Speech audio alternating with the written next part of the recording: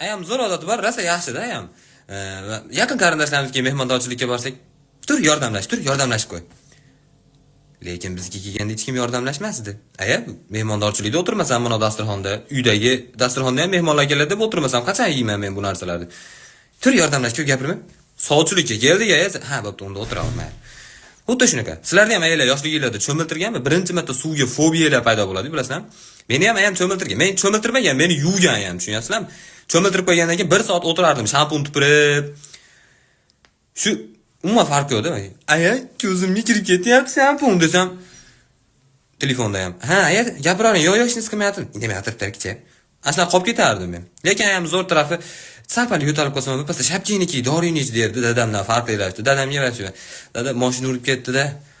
Oz qoldi, katta urganda o'lib qolardim o'tgan safargidek desam. Bo'p, sigaret chekmagin, sigaret chekmagin.